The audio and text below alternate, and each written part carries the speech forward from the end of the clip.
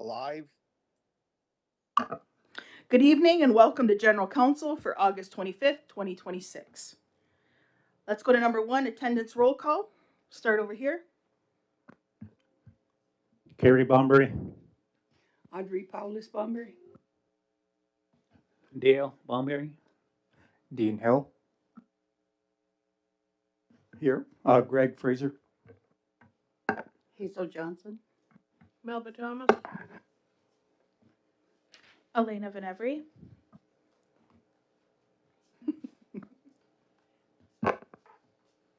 Cynthia Jameson. Hazel, can you check? Okay, and I know Helen's unable to attend tonight, and Amos and Leslie should be here soon. Let's go to number 2. Let's take a moment of silence to remember the community members we've recently lost. Let's take a moment.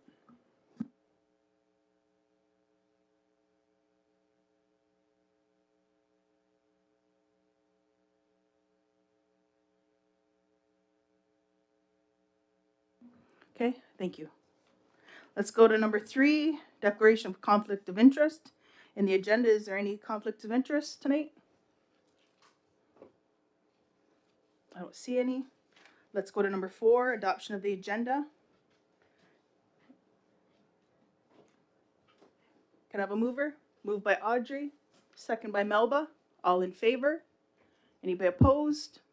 See none, carried. Let's go to number 5, adoption of the general council minutes for July 28, 2026.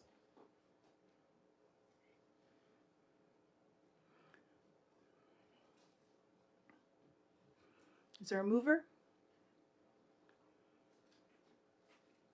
Moved by Leslie, seconder. Second by Carrie. All in favor? Anybody opposed? See none, carried. Let's go to recommendation 5.2 for the general council minutes of August 12th, 2026. Is there a mover?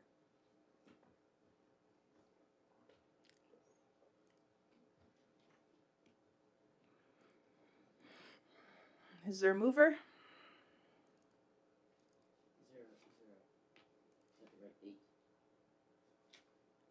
Yes.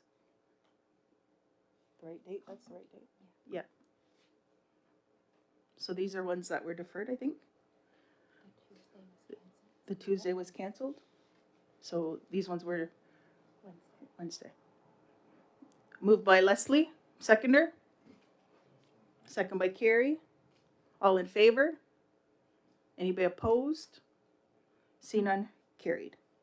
Let's go to number 6, delegations and presentations. Jeff Thomas from First Nations Cable. Come on up.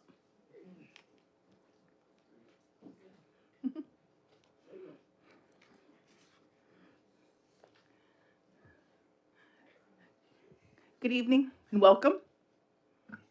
Good evening, everybody. It's been a long 3.5 years on this project that we've been working on with the internet, and it's finally coming to a close here. And the grants, we've basically closed them off. We still have a little bit of splicing going on in the village. Well, actually, second line and town line. 6th and 7th, and Highway 54. It's the 3 areas that we still have left that have to be turned on yet. But part of the grant that we went through has asked for a testimonial letter as part of their requirement to sign this off. So I'm here tonight to ask you guys for, I don't know if you have a copy of the letter in front of you. We put a draft out there. I don't Yeah, it's in there. It's in everybody's Dropbox. Okay. So it's just there's no commitment on it. It's just pretty straightforward. Talks about what we brought into the community. We got this is something that we should stress on. We built for the future. We built a 22-kilometer fiber line over to Hydro One substation there in Middleport. We got 96 fibers going from our office to there. Each one of those fibers is capable of 100 gigabit. If we change the technology, each one of those fibers can carry 400 gigabits. So we're looking at 96 fibers. So whatever's ahead of the community, the future's there for it. So that's a strong point that I like to stress to everybody. A lot of people don't understand that, and they don't realize what we brought into the community.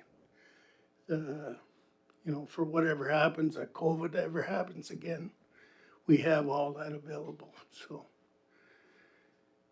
it's a big selling point, big thing that, you know, I know metropolitan areas that don't have access to 100 gigabits. So that's pretty good for what we built.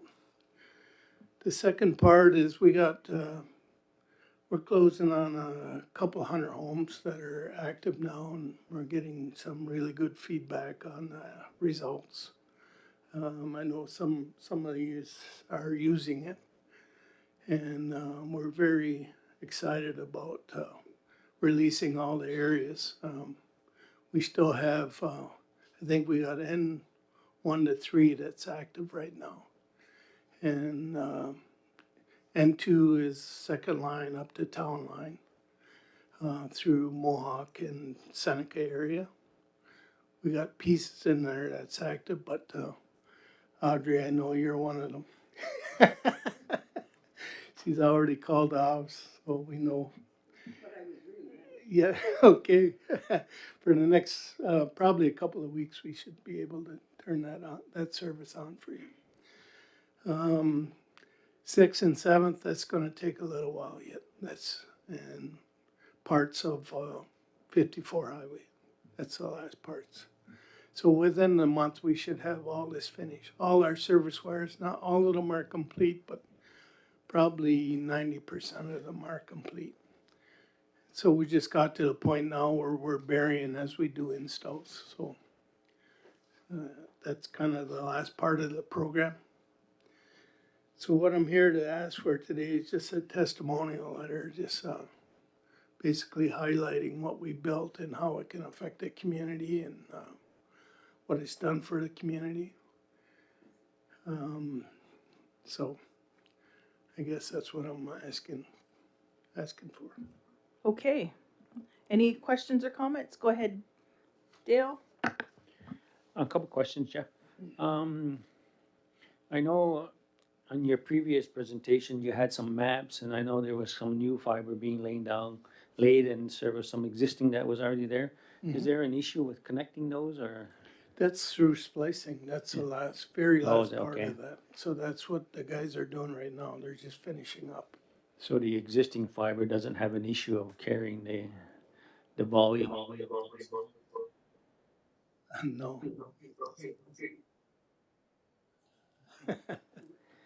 So that's not an issue. My other question is, I know are those splicing things an actual requirement for you to be finished the project before you submit your final report? No. Which kind of hinges on this testimonial letter you're asking for. Once the amount that's been, what the grant's value was, once we pass that, then they request to sign off. So, but on this is the very end of it. Like it's not a big deal for what we got left. We got 2 contractors that are splicing right now. They should be done within the month. So. Go ahead, Carrie. Yeah, Jeff, on 7th line. So say the line is already up to the house, but that's as far as it went. So would the customer have to pay anything? No, after there's today or just whatever? the electronic part. There's $100 for the box. And the rest of it is all free. It's all part of the subsidies. So. I have Dean, Leslie, Cynthia, then Amos. Go ahead, Dean. Thank you, Chief. Oh, I'm glad to hear that fiber is throughout the community now. I think it's long overdue, so thank you for that. I do have one question though. Is there any way that this fiber can also work with other internet providers existing, you know, if any existing customers throughout the community have Bell, or they can switch from their satellite or their DSL to then fiber, or would they have to go with First Nations cable? There's still opportunities there, like like we're not dominating or creating a monopoly like the old days when, you know, Bell walked into an area and claimed the area. It's not like that.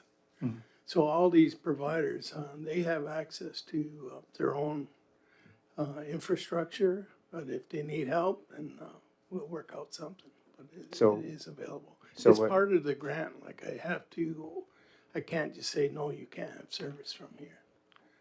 Has Bell reached out, or Rogers, or anybody to? No, not yet. get- Rogers did with the cell phone. They want us to do the backhaul from New Credit back to our tower. Mhm. That's one of the areas that they wanted it for. But that's another thing that I want. And the next project is I want to help the cell phone in our area. It's so awful. You know, it doesn't matter what road you go down, you got dead spots all over the place. So through the internet, we can create backhauling. And that's where the issues really are.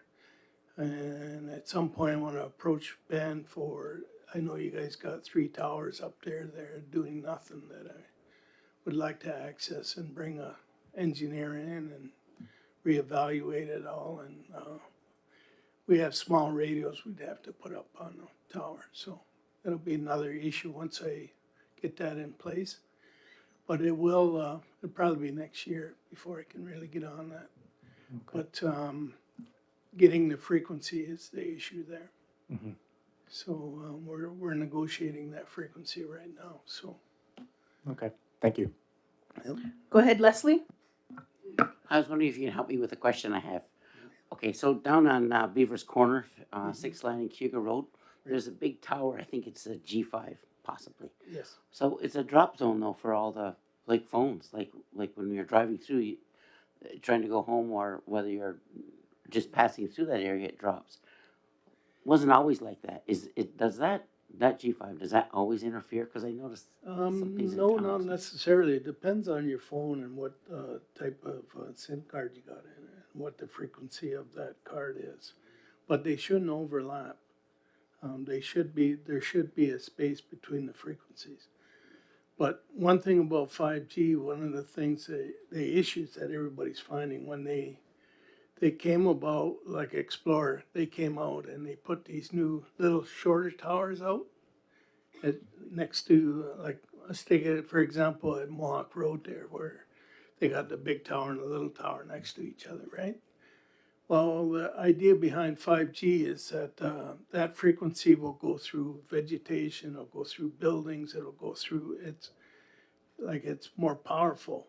But the thing is with that is you have to repeat it every little while. Like you can only go like maximum probably 4 or 5 kilometers, depending on the lay of the land. Whereas with this 4G, you can go up to like 26 kilometers with that. So you get all these little gray areas where it'll hit and miss. Then you get the dark areas where you can't even make a phone call, you know. And phone messages take a lot of data. So where you have like a text, it's pretty easy to, like a lot of times, like 3G, when they started, you couldn't make a phone call on that.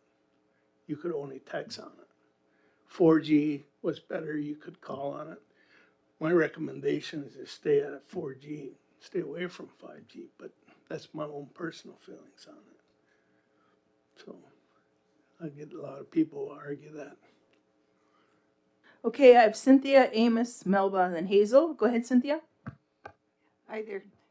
Thank you for connecting us. But I still have to be connected. I heard you explain there were some areas that still needed splicing, but I'm not sure. I missed what that was because I have like the line at the end of my driveway, but I have yet to have it brought up to the house. Okay. What's that called, or what? Yeah, they bury a service wire in it. Yeah, is that We're those are going to- to be Let finished? me explain exactly what we've done now. We got what we call a backbone. That's a connection from Hydro One substation to our office. Then we ran fiber out, what we'd call a distribution fiber. And that's part of the fiber to the home part of the project. What happens is we take fibers right out to the edges of the community, and then we do breakouts from there, and we run a distribution cable, a smaller cable. We feed it into, you'll see these boxes like this on the road. They're round. That's what we call an FDP, which is where we tie all our drops into that. And then the drops from that point will go up to the house, and that's where the service runs to your house, for example. And the splicers at each one of those boxes, where all the fibers all tie in together, there's splicing that has to happen in there in order to activate all the different fibers. And then we have ports in there, and that's where your service wire ties into.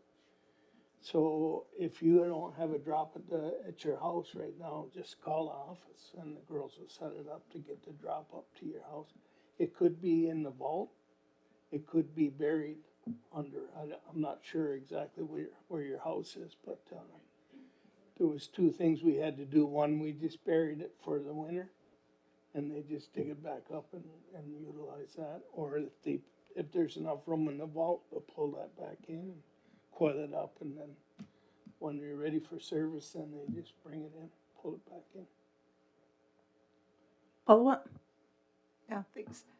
Yeah, I was supposed to have it brought up to the house last September, and there were delays, and then it got too cold, Right. and they said that they could bring it up if I didn't mind it laying on the ground. Well, I didn't want it laying on the ground. Right. I have dogs. I Right. could see them Okay. chewing that and Yeah. getting for glassy teeth or something. So I still haven't, so we don't have to have that paid, we don't have to pay for that to No, bring it up to no, the house? that's part of the grant itself. So I should just phone in again? Just phone in and remind her, I'll remind her as well. She's probably listening, so she's probably making her own notes right now.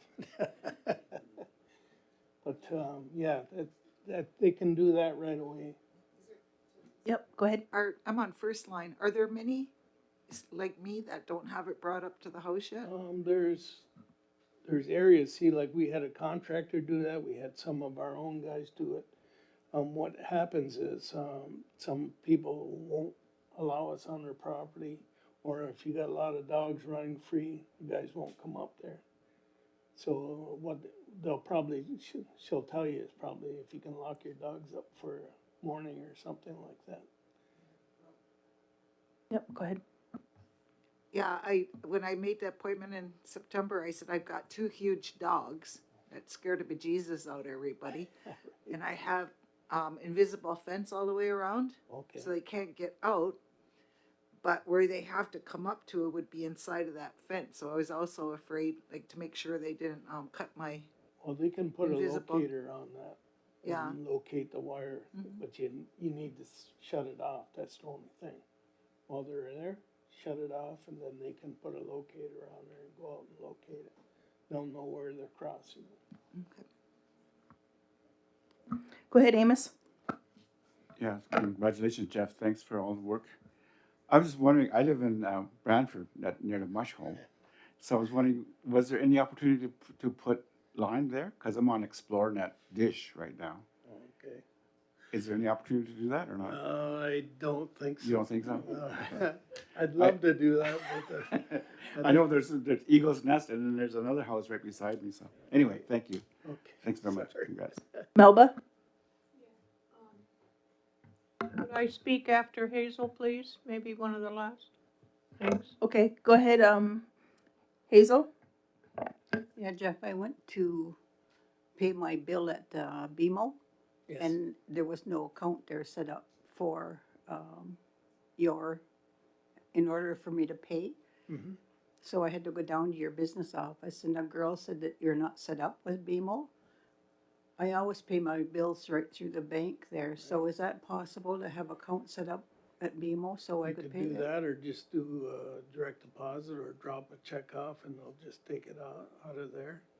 They need your permission to do that. There's a signed sheet that you can go and fill out, and just Oh, with a just have a voided check. directly, oh, okay. Yeah, or a PAC, some, yeah. Yeah. She was telling me though that you had tried and, BMO didn't respond, so I don't know if it's just something that's waiting to happen.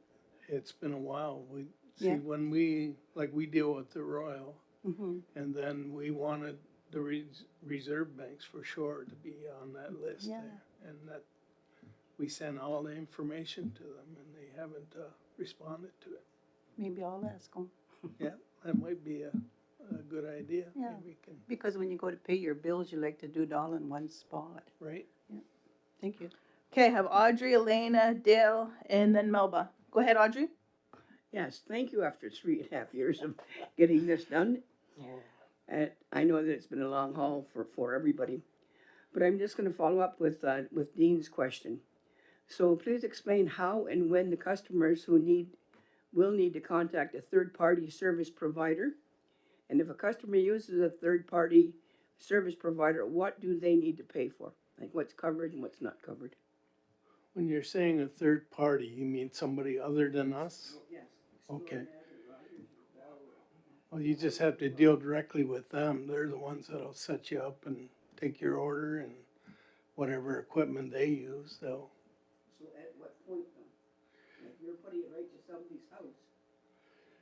well, it's up to them. Like, Explorer's wireless, so they just put a little dish on the side of the house.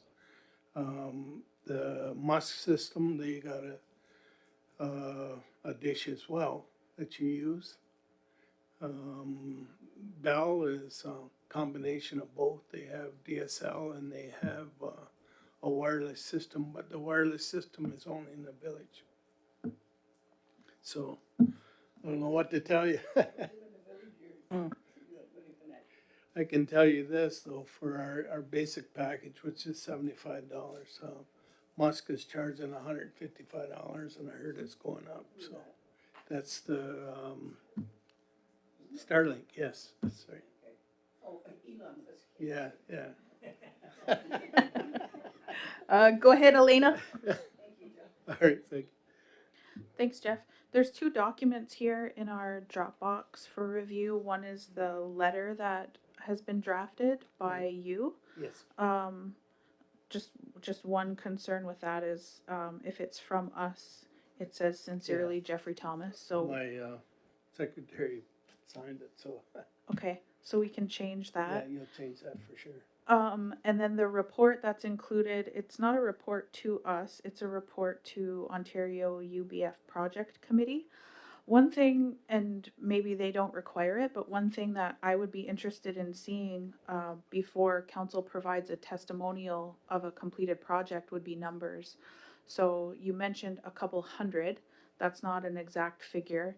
So I would be interested in knowing how many houses have been hooked up, are functioning now, how many could potentially be hooked up that have the service cable already at the home, and how many don't have that service cable at the home. So Okay. all of those numbers put together to see that bigger picture I of can, the connectivity. I can make a report for that, but I'll tell you right now, the grant program was set up for 2,609 homes. We have, we're closing in on the 200 mark. She's got a lot of sales that haven't happened yet, you know, like the installs. What we're finding, number one was there's a lot of people under contracts. So with Bell and whoever, Explorer, whoever. Yep. So that contract, most of them are done at September 1. But there's also CRTC passed a deal now where it's going to be illegal for these guys to go back on somebody for the contract. Virtually what they want to do, whatever months are left on your contract, they want to charge you for. But now the CRTC is saying no, that they're not going to allow that. So it becomes illegal now. So that, and then summer's over now. So a lot of people are starting to slow down, you know, going to ball games, lacrosse games, and so on and so forth. Now they're starting to slow down, so we're seeing a lot more people calling in. Also, there's been areas, cause they're not active, where we can't do the install. We can run the drop to the house, and as soon as somebody calls, we'll do that. But we can't activate them until the splicers are done. Mhm. So, that's kind of an overview of what we have, so. Yeah, I would be interested in seeing those numbers. I'm sure that with the contractors that you've subbed out to, they have numbers of homes they've done, things like that. We know So- how many people are, that have wired to the house. Yeah. We know that. So if we could get that information, I mean, if we're providing a testimonial of a project completion, I think it's important for us to have that information. Well, I mean, obviously, we wanna reach to every customer we can possibly reach Yeah. to. And Understood. that's the idea behind this whole project. Yeah. And, you know, our community's been suffering for a long time on not having the proper internet connection here. So obviously, we wanna make sure that goes away. What we've done is we wanna put an answer, put it all to bed. Put it all to sleep and Yeah. let them, use whatever services you want. But we got varying packages for starting at $75, up to $155, I think, is for a gig, which is very good. And, I'll write up a report on all that, Tax-free. the tax. Okay, I have Dale, Leslie, then Melba. Jeff, what was that number again? 2,066, you said? It was 2609. And that was part of the application. Yes, that wasn't a number I put in there, it was a number that, Explorer had, put these other towers up. So what they did is they took those areas away from us. Oh, We're allowed to put, like, we couldn't bill for that area, even though we're building through it, cause we gotta get fiber past that, right? Mhm. So, we just couldn't bill for those areas. And the other areas where we have cable, our old cable plant, they call that an overbuild. So they didn't allow us to overbuild all of that, so they deducted those customers, homes Okay. passed, right? Yeah, because I know there's well over 3,000 homes on Six Nations, probably more by now. But I guess my question though is in relation to, I know there was a time frame, you had set a date to when people could call in and get registered to be able to get the fiber up to the house. Mhm. And then I think you even extended it for a little bit of time to give We're them more still time. extending it. Oh, so it is still extended. That's Yeah. kind of what I was getting at. So if people call now, they can still have that point from the road to their house covered under the grant? or- That for sure is free. Okay, that's all, all because part I of didn't, the grant, so. that's why I was kind of looking at that number, knowing there's 26 homes, 2609 on your thing, but there's so well over 3,000 homes, so that's all, just because I know some people are probably listening who haven't, so they can What's still gonna happen access it. after this, like, cause they didn't allow us to do the overbuild, we're gonna replace our cable plant. Like, we wanna get rid of it, we Mhm. wanna create what they call a passive digital cable. So what that means is there's no hydro involved, there's just hydro at my office, and if you have a generator at your house, it should stay on forever. Hmm. As long as all these guys get locates and don't dig too deep. All right, thank you. Okay, I have Leslie, then Melba. So my question is, for 6th line, 7th line, and Highway 54, is that gonna happen spring of It's 27? gonna happen within the next month. Yeah, so we're hoping to have the splicing done by the end of September. Go ahead, Melba.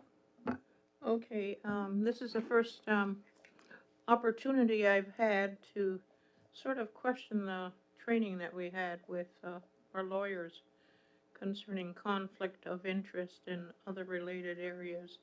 And this specific one I'm talking about is bias. I think I am biased tonight. And I think that everyone around this table should be questioning when you consider bias. I think there needs to be a follow-up meeting where we can decide, is that going to be a policy in place? Because we've struggled with conflict of interest for so long relating to business and I guess profiting the community, which we have tonight. And I'd like to have that clarified in the future, and maybe as soon as we get into in camera, maybe we can discuss that further, or some other special meeting. Are we just going to have training and disregard it, and just go on, or are we going to discuss it and I guess decide how we're going to handle it? But I believe I have a bias tonight. So that's related to finance and business. And when we have a recommendation resulting in a, I guess, a decision of council, then I wonder if I should be voting. And I think everyone around this table should be questioning themselves when it comes to bias. Not only conflict of interest. We've had, certainly Hazel has had some business related to her well-being, let's put it that way, her mind, over a 2-year period, and finally, hopefully that's resolved. So that's my speech tonight. I have a bias tonight, so thank you. Jeff? Thanks. Okay, thank you for that, Melba, and for sure we can look into more training on that than what we had. Okay. Okay. All right, so let's go to recommendation 6.1. Can I have a mover to accept Jeff's presentation as information? Moved by Audrey, second by Leslie. All in favor? Anybody opposed? See none, carried. Then I have recommendation 6.2. And I think with what Elena said is to add, correct me, Elena, if with the data, to put the data into the letter. Go ahead. Yeah, pending the receiving the statistics from Jeff's office. Do you want to move it tonight or? Can we wait? I don't know that council has had a chance to look over that entire letter, just for wording. The testimonial should be, and I think it's okay, I'm not saying that it's not, Jeff. I think it's okay just to make sure that we're endorsing the completion of a project with that information, not Jeff's business. And no offense or anything, but those are two different things. So he's asking for the testimonial for the completion of the project. So Jeff, if you can bring us the data to that, and then we I'll will. send it to Natasha as soon as. Yeah, soon as I get that'll be good. Yeah, Okay. maybe a day or two and I'll have it together. Yeah, that's fine. All right, let's wrap it up. Yep, go ahead, Dale. I think more what Elena said, I don't know if it can be incorporated within that letter so that that's the testimonial we're giving you on the success you've had with the project. I think so. I think it'd be good to have those numbers within the letter, so that's what we're testifying to. Okay, I can reconstruct that. Okay, go ahead, Amos. Can it just be inserted in the project performance summary? Those stats? Elena? Are you looking at that final report? I'm looking at, yeah. That's not a final report to us.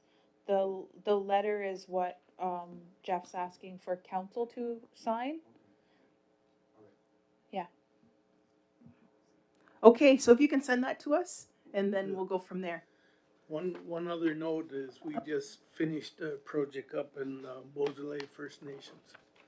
So we're going around, we're helping other communities as well. So we've took 10 gigabit into their community, and we had an opening and a ribbon cutting yesterday. So that was pretty slick. That's great news. Congratulations. Thank you. Yes. So we're looking for other communities too as well. Okay. Thanks, Jeff. Can't wait till you get to the mush hole.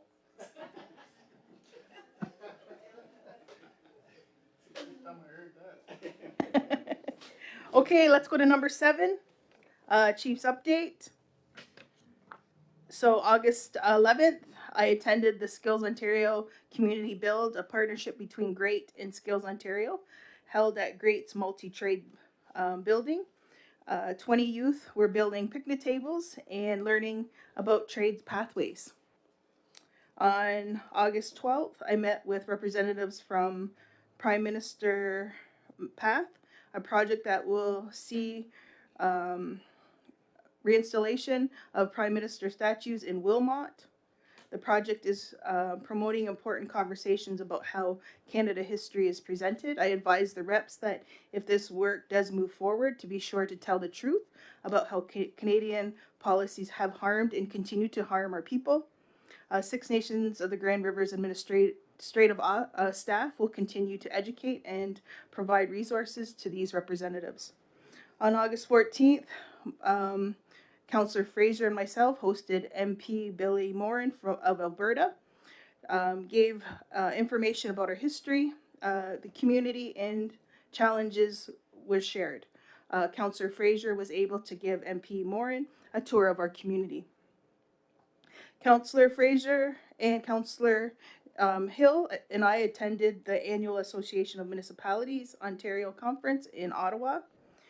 We were scheduled to meet with three ministers. On August 17th, we met with Ontario Minister Attorney General and raised three issues with Honourable Doug Downey. Accessible and responsive justice challenges at Six Nations of the Grand River, community court development, and the need for expanded justice services. Also, bail reform was also briefly addressed, because that morning, I heard about it that morning on the news, that Ontario's bail now requires mandatory cash security deposits. I raised that requiring cash for bail within 48 hours. So we're supposed to be getting more information on that. Minister Downey clarified that the judges continue to set bail that is appropriate for the offense, but the bail is due within 48 hours. The Minister Downey indicated that bail reform is needed to ensure individuals posting bail live up to the obligation that go along with posting bail. On August 18th also, we met with Minister of Transportation. Overall, this was a successful meeting. It was most interested in the updating him on the GO bus. We shared that although ridership is increasing, there are still challenges with safety, parking, and getting to the bus stops. I shared that we are anxious to learn whether our application for $4 million over 4 years is successful, as this funding is needed to allow us to expand transportation services on Six Nations. Unfortunately, our meeting with the Ontario Minister of Indigenous Affairs and First Nations Economic Reconciliation, Greg Rickford, did not take place. As always, our delegations arrive early, but shortly after our meeting was scheduled to start, Minister Rickford chose to meet with his preliminary secretary, MPP Will Boma, leaving us waiting in the hall. Minister Rickford showed a complete lack of respect for our time and, more broadly, a total disregard for Six Nations and the issue we wish to raise. This year, Six Nations made history. Never has a First Nation had their own delegation room at AMO. We are grateful to AMO for making this happen. We had a lot of compliments from First Nation leaders who were there and who came visit our room. We used our delegation room to meet with municipalities along the Haldimand Tract to promote Six Nations and create awareness about the Haldimand Tract litigation. As many of you know, we also made a joint announcement and signed a Memorandum of Understanding, or MOU, between Six Nations and the City of Brantford. The MOU means we will continue discussions and work together. The MOU aims to see Six Nations financially benefit from development on lands within the Haldimand Tract that were obtained by the City of Brantford in 2017. The MOU is an important beginning because right now, First Nations located in the province of Ontario have no legal way to benefit from development on lands that were once home to First Nations people. When AMO conference was over, I attended Grey Wolf's Indigenous Summer Basic Military Graduation that took place in Petawawa on August 20th. I presented 2 Six Nations graduates with a certificate of completion. And again, congratulations to those graduates. On August 21st, I delivered remarks to the grand opening of Shoppers Drug Mart at the new location in Paris. Several Six Nations programs will benefit from sponsorship supported by Shoppers. Ganukashra is the first to receive a kind donation, and administration will continue to work with Shoppers to facilitate ongoing sponsorships. And again, please feel free to harvest the vegetables in the raised garden boxes along Chiefswood Road. There's peppers, onions, and zucchini are ready, and the tomatoes will be ready soon. And that's my update. Is there a mover to accept my update? Moved by Audrey, second by Leslie. All in favor? Anybody opposed? See none, carried. Let's go to number 8, the CEO updates. Go ahead. Thanks, Chief. The first update is just regarding our Six Nations Fall Fair for 2026. So that is taking place in September, September 11th to the 13th. Six Nations of the Grand River will have information booths set up throughout the fairgrounds to share information on programs and services with residents and visitors. So we do encourage you to stop by and connect with our staff from a variety of departments. The advertising is out now with all of the activities that are happening that weekend. So we hope that people come out and enjoy our fall fair. I also wanted to provide an update on Iroquois Lodge. So the lodge residents and staff successfully relocated from the Delhi location to the Fox Ridge location on Tuesday, August the 18th. Everyone was on site at the new location in the afternoon of that day. They got to enjoy a traditional dinner with their families that evening. I would like to thank the staff and the families who participated in that day to get our residents safely moved to their new site. I would also like to thank the Chief's Office for their advocacy in discussing with the City of Brantford to have the outstanding items resolved quickly so that we could obtain the ministry approval and ensure that this move happened during the month of August. Preliminary feedback has been positive. It appears that residents and families are enjoying the spacious building. I'm hearing about the windows that they like and the green spaces outside of the building. There is a welcome celebration being planned for delegates and families in September. I also just wanted to provide an update regarding our new lodge.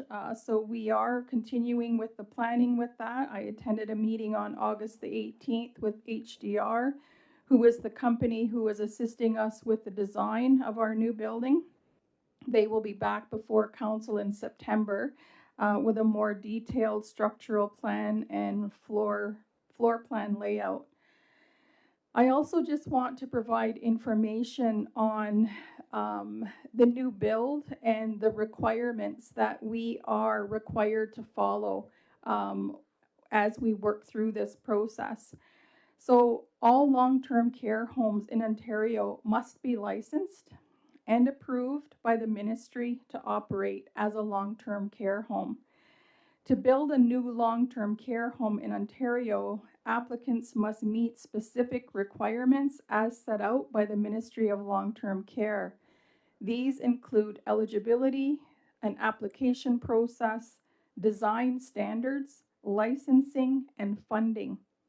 So in terms of eligibility, applicants must be an existing nonprofit operator, a for-profit operator, hospital operator, or an Indigenous operator of a long-term care home. The application process is a rigorous process, so completed applications must be submitted electronically, and it must include all required materials as specified by the Ministry of Long-Term Care. The design standards are very critical. The facility must adhere to long-term care home design manual when planning, which is why we are working with HDR on this process. And that manual actually outlines the design objectives and standards for resident staff and the public spaces within a home.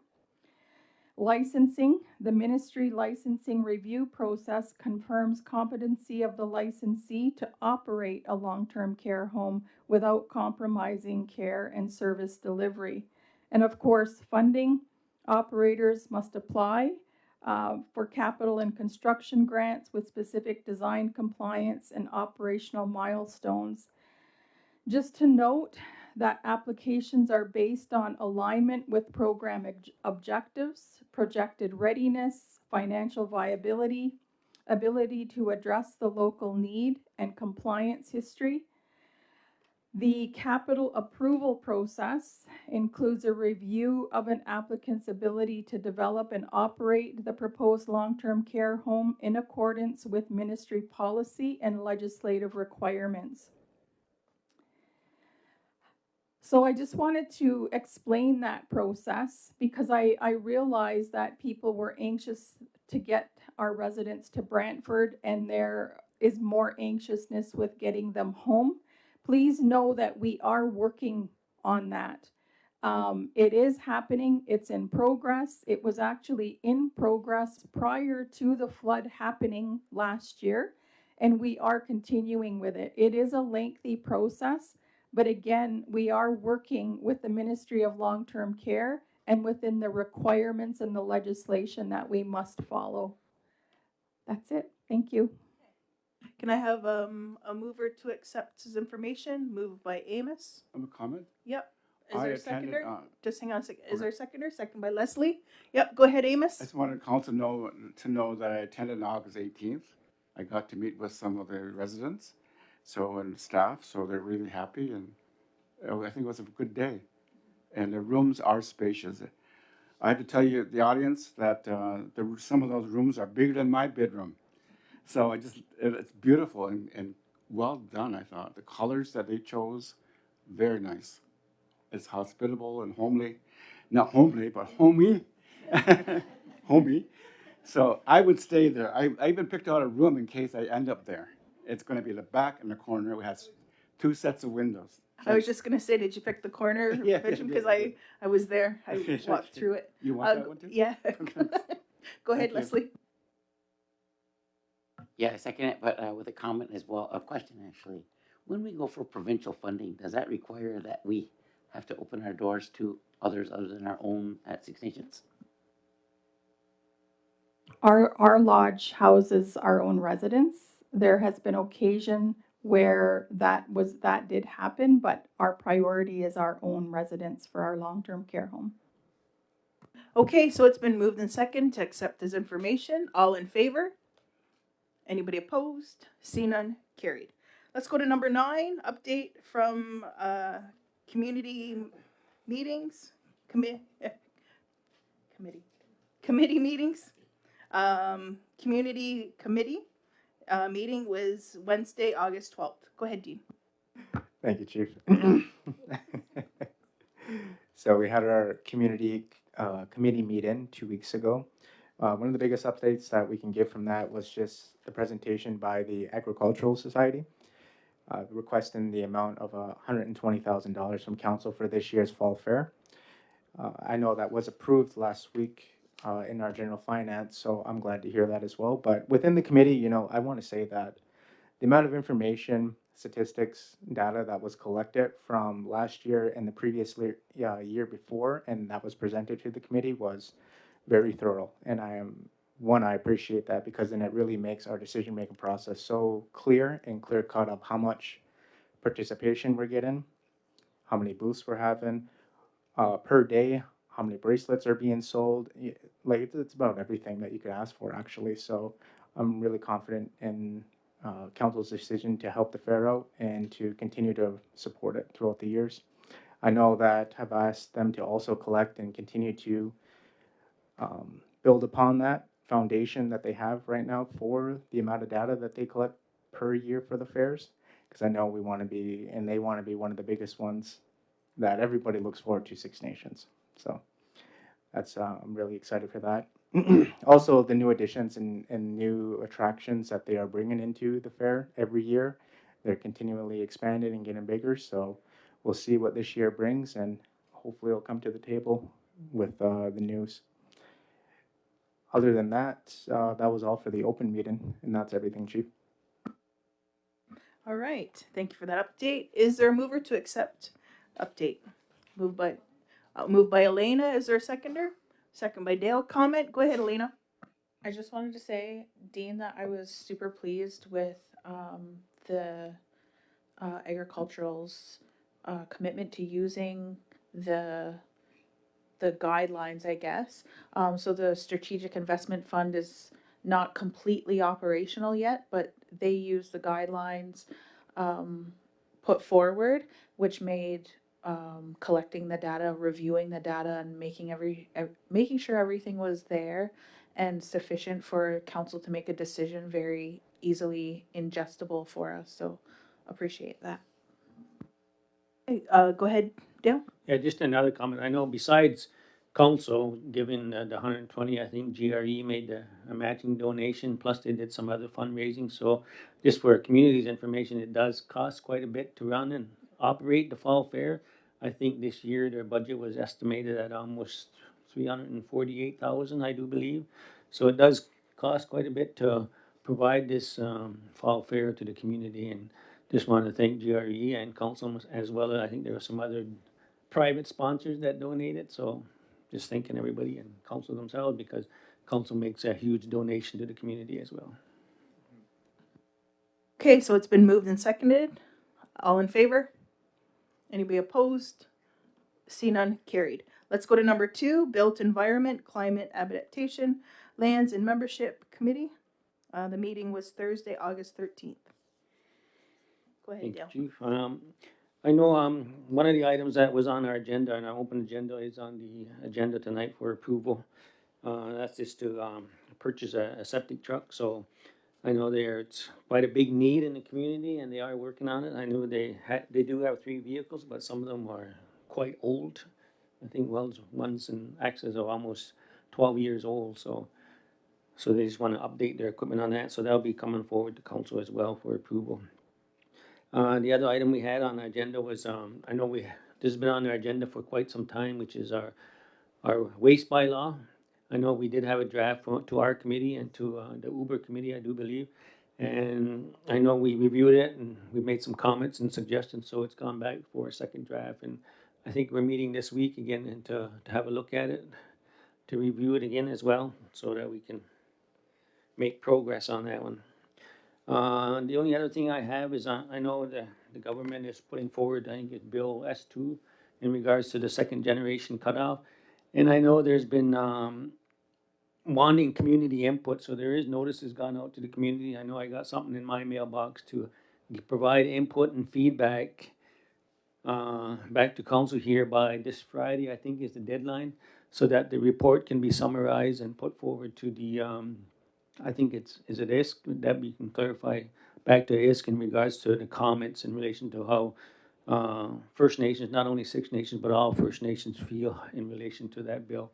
I know it's not positive on the First Nation side at this point because of the implication it's making, but it is out there, and we're asking the community to provide their input, thoughts, and comments in relation to that. And the deadline is this Friday.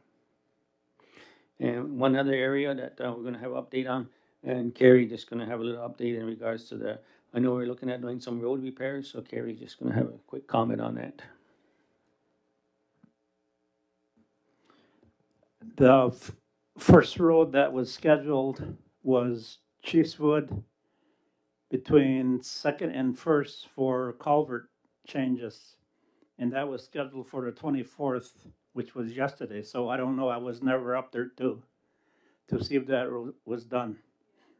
It was, okay, I guess it was done. So the next one is Onondaga Road between Second and Third, and Third and Fourth.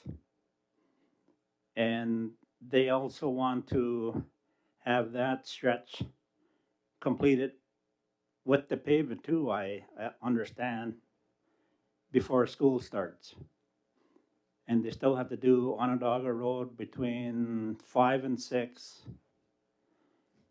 and Hugo Road between 6 and 7, Tuscarora Road between 5 and 6. So they'll all follow after that little stretch of Onondaga Road is completed. Hopefully, another gang will come in and start the paving as soon as the workers changing the culverts move out. So I don't know if that's gonna happen or not. Thank you, Kerry. And the culverts, he's making reference to our cross culverts that actually cross the road. So it's those cross culverts that are getting done, and that needs to be done, all set in place, compacted before they can resurface the actual road itself. I don't know if there were some questions. Okay, But other than that, that's the update. all right. Thank you for that. Can I have a mover to accept the verbal report by the chair as information? Moved by Leslie and second by Audrey. Have a question? Go ahead, Leslie. I know when we think about that, what our councillor Bombre brought up there about the S2 and the second generation cutoff, have we requested that a cease and desist with the Canadian government? Have we requested that in our paperwork? I think from the chief's office, I think we did put a letter and voicing our objection to it. But I know there was a deadline they had, they extended it, so that's what we're working on now, to be able to get more community input and their thoughts into how they feel about the bill. And that's this Friday. So I don't know if you got more to share on that, Deb, or anything else. Okay. Go ahead, Amos. Yes, just for council and the audience listening, I've been trying to explain what I know about S2 and in my position on it. But some have also asked whether there was going to be a public meeting where people could just discuss it in a public way. So I just wanted to put that in front of the council tonight.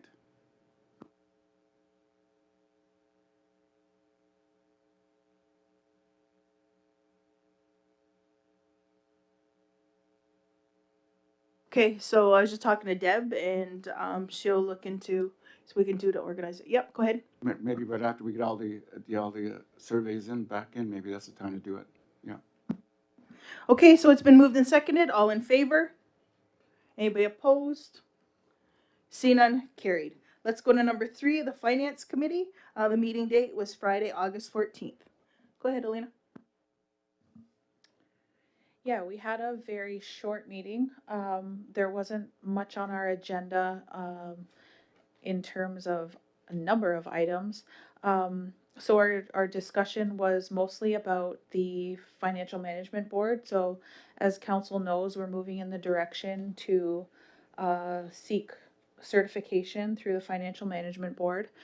However, we are still trying to do as much due diligence as possible.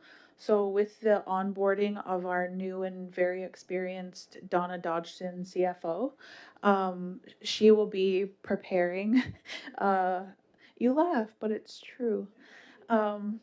She will be preparing for us and for council a discussion paper on everything that she knows about the Financial Management Board, becoming certified, because she has been through that process before. I believe we've done as much maybe as we can do in terms of hearing testimonials from different communities. There are many communities that are certified and becoming certified, which takes a little bit of time. So we want to make sure for the community and in the future that it's the best decision for us. It does open a lot of doors, but do we want to go through those doors is the question, and the Finance Committee endeavors to answer that fully for us. I believe that is probably it, aside from the terms of reference and mandate. Because Donna is new, she's taking a look at those and hoping to put her kind of spin on things, which is appreciated. So that's forthcoming as well. And that was our meeting. Thank you for that update. Can I have a mover to accept the verbal report by the chair as information? Moved by Amos, second by Dean. All in favor? Anybody opposed? See none, carried. Let's go to number 4, Data Governance Committee. The meeting date was Tuesday, August 18th. Go ahead, Dean. Thanks, Chief. We actually rescheduled the Data Governance Committee to next month as most of the committee members were on travel to the AMO. So, Okay, yeah.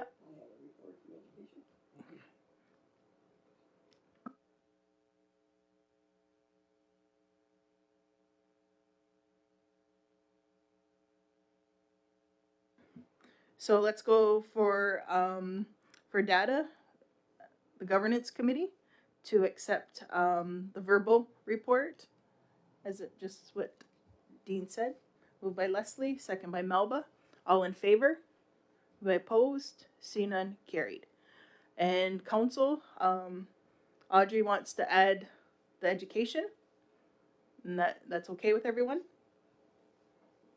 Just to add on? Okay, go ahead.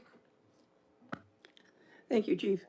Our Education, Language, and Culture Committee, culture meeting was July the 22nd. Unfortunately, we didn't get the materials in time, or it would have been earlier. So those present were myself as the chair, Amos Key as the co-chair, Elena Van Every. Absent was C. Leslie Green. In attendance was Deborah Jonathan, CEO. And the recorder is Trayton Squire, administrative coordinator. So one of the things that we did do is worked on our request for proposal. We had a really good discussion on education. And so what we were looking at was looking at the philosophy of education within our community. And with the view of other countries with their educational philosophies and frameworks, but leaning to our Haudenosaunee values. We also want to not only examine ours, but other First Nations who are really meeting with success in education, and also from other countries as well, such as Switzerland, Sweden, UK.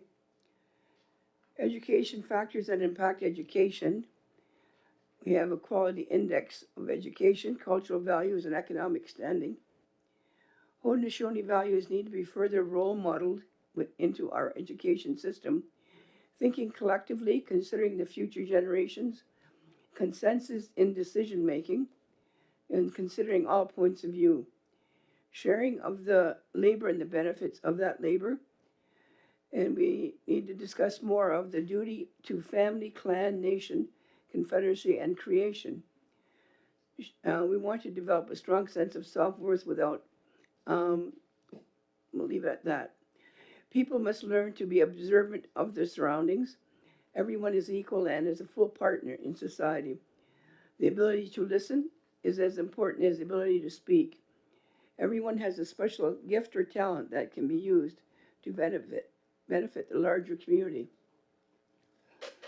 We're looking for languages to be taught in all languages, and that's like a future goal. Right now, mostly Cuyuga and Mohawk are being taught, but the adult immersion groups are making a lot of progress in the other languages of Six Nations. Charter schools were talked about, which are publicly funded, tuition-free, that operate with greater autonomy than traditional public schools. With charter schools, we can build around the interests of the youth, such as athletics, arts, sciences, law, etc. In lifelong learning, we want to build to allow educators time off to learn the language during their work hours. And additional add-ons, which we had at one time, were nurses' rooms, but to go along with that, we're looking for nurses to be at each school. SNAP space, that's stop now and plan. So for people who may be experiencing difficulty, there'll be an area for them to get some assistance if they need it. Greenhouses are in quite a few of the schools now, and we want to continue on with that, as well as all the indigenous plants, Carolinian forests, and traditional medicines that we can speak of.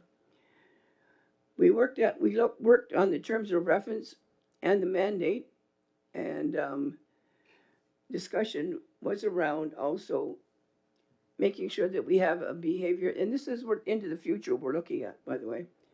Behavior therapists, child psychiatrists, guidance counselors. We want to make sure that our students are given the right guidance when they take the right make good choices in high school and college and further on. How to support students with exceptionalities. We also need to discuss unions because they are present at the federal schools. Research and implementation of emotional intelligence. And we'll need to look into data sharing agreements and Section 23 schools analysis, as well as artificial intelligence, which is all around us right now. ISC, which is Indigenous Service Canada, and the Federal Schools Director, which is Travis Anderson, Social Services, Wellbeing are working on a pilot program for a Section 23 school starting in September 2026. There will be a study on the success of the pilot program, and hopes are there will be additional education funding coming to Six Nations. We're looking at the possibility of having our own schools similar to Sylvan, but meeting the needs of our students, and free busing on the reserve. Also, summer school, free busing, food, all the things that the students need to try and regain some of the education that they missed over the years, especially during COVID. We're looking into interactive learning because that's really important for how many of our students learn, and flexible schedules. And we're still waiting for the federal school inspection report from ISC of the federal schools. I think Elena and Amos attended. And additional discussion, post-term was a reference. And that was that we decided to, before our recording secretary left, to develop and design the agenda before the meeting was ended. So that make it a smoother transition for our Trayton.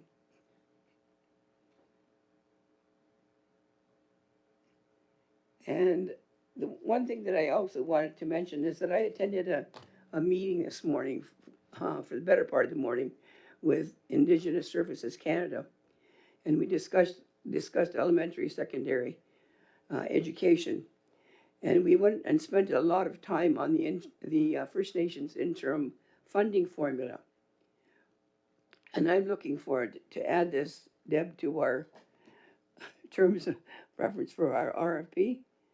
So to analyze this funding formula, find the gaps in it, and also analyze the provincial funding formula, and find out basically all the other education services that they have, and we should be looking at having the same.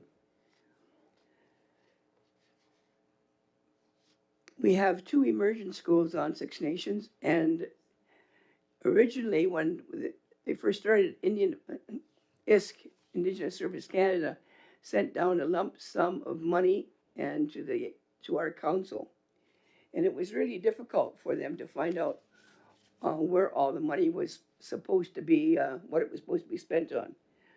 So with political advocacy from the chief's office, myself, and our schools, and thanks to our finance committee, they are now able to tell us today that they now have a designated area where the funds go when it's sent to Six Nations Council. So it makes it a lot easier for our schools to be able to spend money and to be able to do reporting. So it's that's a really, really good thing that's happened, because before this it's been quite difficult to handle and do.